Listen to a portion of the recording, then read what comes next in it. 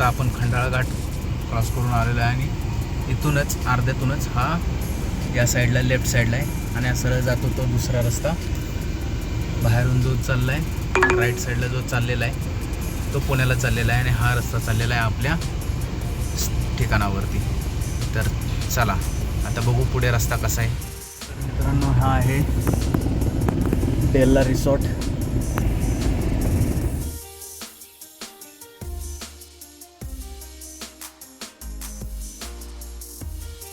राजमाची किल्ला लोणावळ्यापासून सुमारे 18 किलोमीटर आणि पुण्यापासून 79 किलोमीटर अंतरावर आहे. हा मुंबई पुणे महामार्गावर खोपोली आणि लोणावळ्या दरम्यान दिसतो.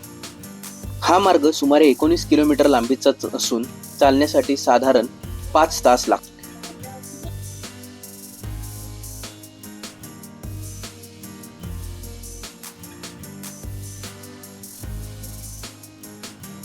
हा मार्ग कच्च्या मातीचा असून काही ठिकाणी डांबरीकरण केलेले आहे. ओढ्यांवर पूल बांधलेले आहेत. लोणावळ्यापासून अप्पर डेक रिसॉर्ट नंतर वाटेत पिण्याचे पाणी उपलब्ध नाही. त्यामुळे किमान 2 ते 3 लिटर पाणी सोबत ठेवावे. पाऊस पडतोय काय?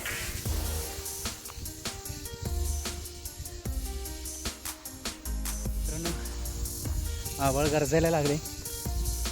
आलोय तर खरं चाललोय आपण,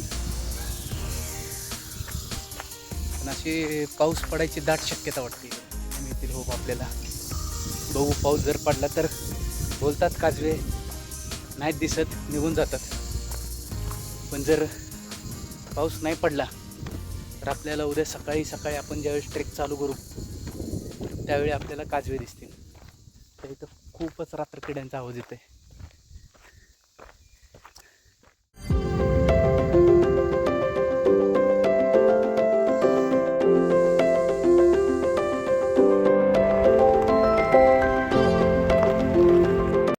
या पोस्टवरती पोहोचल्यानंतर खाजगी वाहनांसाठी काही शुल्क आकारले जाते. कारसाठी ते शुल्क 100 रुपये इतके आहे. जसं आपण कल्पना केलेली आता पाऊस पडायला लागलेला आहे. मग अशी आवाळ गरजत होतं, बघू शकता. आता आलेलो आहोत जांभळी फाटा येथे आणि आता आपण जाणार आहोत उदेवाडीला. तर हा रस्ता आहे. राजमाची किल्ल्यावर पोहोचण्यासाठी 2 मुख्य मार्ग आहेत. लोणावळा मार्ग तुम्ही 4 चाकी किंवा दुचाकी वाहनाने उदेवाडी गावात पोहोचू शकता. हा मार्ग थोडा अवघड असू शकतो, विशेषतः पावसाळ्यात चिखल आणि खड्डे असतात. कर्जत कोंढाणे मार्ग हा मार्ग कोंडिवाडे गावापासून सुमारे 13 किलोमीटर लांबीचा आहे. या मार्गावर जंगलातून तीव्र चढाई आहे आणि कोंढाणे लेणी व धबधबे पाहता येतात. तर मित्रांनो आता आपण थोडं पुढं आलेलो आहोत. पोस्टपासून बऱ्याच पुढं आलेलो आहोत आणि आपण इथं गाडी लावलेली आहे. मस्तपैकी पाऊस चालू झालेला आहे.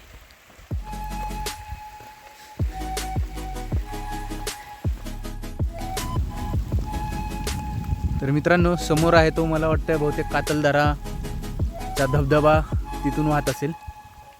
सध्या नाही आहे, पण आता पाऊस पडायला लागलाय, लवकरच चालू होईल धबधबा असं वाटतंय. उदेवाडी गावात स्थानिक ग्रामस्थांच्या घरी जेवण आणि मुक्काम उपलब्ध आहे. तर मित्रांनो आता आपण आलेलो आहोत उदेवाडी गावात आणि हे हॉटेल आर्यन म्हणून आहे. जेव्हा काकांनी पावती काढली त्याच काकांच्या घरी आलेलो आपण. बघू शकता पाऊस पडतोय गावात. मनोरंजनच्या पायथ्याशी उदेवाडी ही 20 ते 22 घरांची पानभरे कोळी लोकांची वाडी आहे. वाडीलगतच मारुतीचे मंदिर आहे. तेथून पुढे दक्षिण दिशेला संरक्षित वन आहे. हे वन जिथे आहे त्या ठिकाणी किल्ल्यावरील अधिकारी लोकांचे निवासी वाडे होते.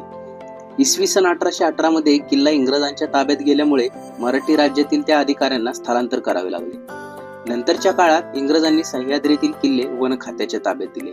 त्यामुळे पूर्वी जिथे अधिकारी लोकांचे निवासी वाडी होते तिथे संरक्षित वन तयार झाले. या वनात अनेक वाड्यांचे भग्नावशेष दिसतात. तसेच या वनात एक चिरेबंदी कोरडी विहीर आहे. या विहिरीत पाणी टिकत नाही. उल्लेख केलेल्या संरक्षित वनाच्या आग्नेय दिशेला वनापासून खालच्या पातळीवर एक मोठा तलाव आहे. रामराव नारायणराव देशमुख मामले दंडाराजपुरी यांनी हा तलाव शके 1712 मध्ये बांधला असावा. त्यांच्या नावाचा शिलालेख सदर तलावाच्या भिंतीच्या उत्तरेकडील टोकापासून काही अंतरावर आहे. सदर तलावाच्या पश्चिम बाजूला पुरातन शिव मंदिर आहे. हे मंदिर हेमाडपंथी बांधणीचे आहे. मंदिराच्या मागून एक झरा वाहतो. या प्रवाहावरच मंदिर बांधलेले आहे. मंदिराच्या गर्भगृहाखालून हा प्रवाह वाहतो व मंदिराच्या दर्शनी भागात जोत्यात बसवलेल्या दगडी गोमुखातून बाहेर पडतो.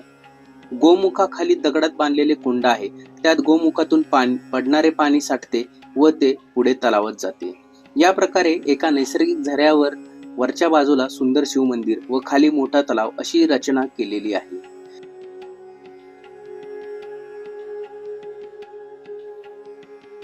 तलावा शेजारी चुना मळण्याच्या घाणा व दगडी चाक आहे. जर तुम्ही कधी आला तिकडे तर नक्की याला पण भेट द्या. तर हे खूप चांगलं ठिकाणी बघू शकता तुम्ही.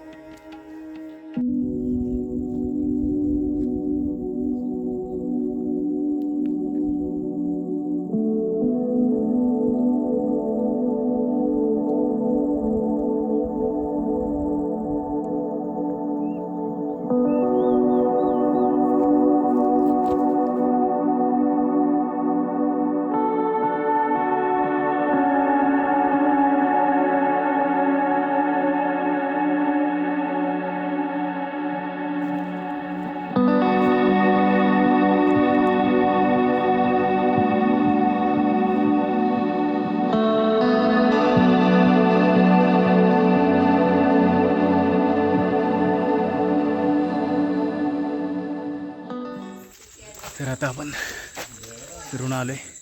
8 वाजत आलेत. आता आपण जेवायचं आणि उद्या सकाळी पहाटे 4 वाजता ट्रेक चालू करायची. तर मित्रांनो, आपलं जेवण आलेलं आहे.